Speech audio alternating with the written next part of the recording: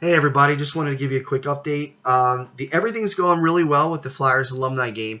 I'm actually in the process of setting up a nonprofit organization for this because it does look like it's going to be bigger than I thought, and I can't handle that as an individual. I'm going to need to have a designation as a nonprofit organization. And it looks like this is not going to be just a one-shot thing where we just play the game and that's it.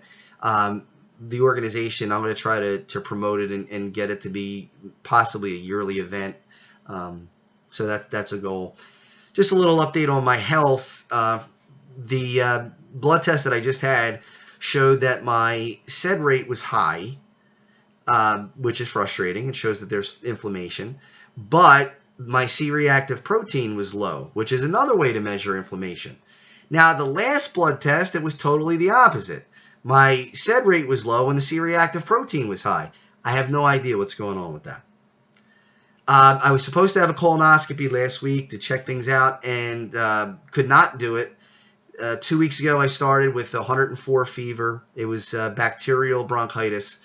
So I had to take amoxicillin for that. Had the fever for several days. Very high fever, almost 105. 104.2. But in any event, it lasted for several days. In that time, lost 13 pounds. Went from 215 down to 202 or so. So it's frustrating. The colonoscopy obviously couldn't be done because I was so sick. So I'm going to have to wait to get that done. This is one of the things you got to put up with when you have ulcerative colitis for two reasons. One, the immune system doesn't work right, first of all.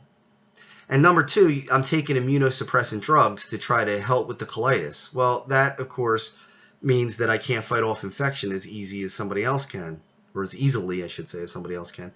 So it's lasted longer than it would if I had a normal immune system and wasn't taking those medications.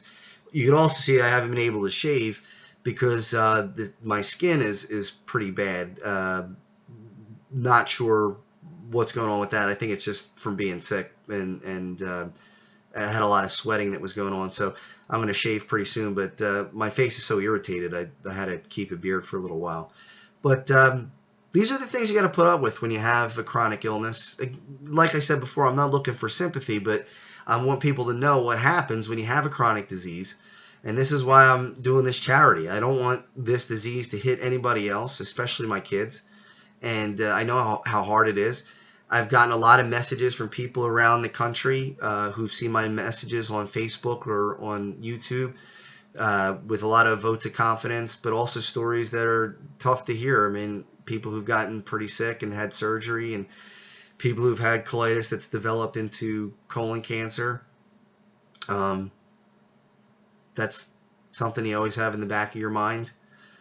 So I really want to make sure that this game gets going and we have a great turnout.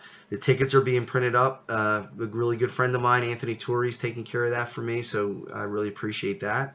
And we're working on all the other information for the game. Again, it's Saturday, January 10th at 7:30 p.m. with dinner to follow with the Flyers.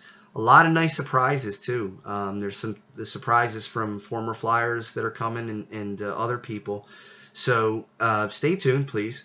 And hopefully everybody would buy a ticket and come out or make a donation. As soon as I have the nonprofit organization up and running and my website up and running, I'll let you know, and then I'll be taking in donations. So thanks a lot for the support, everybody, and I will talk to you soon. Thank you very much.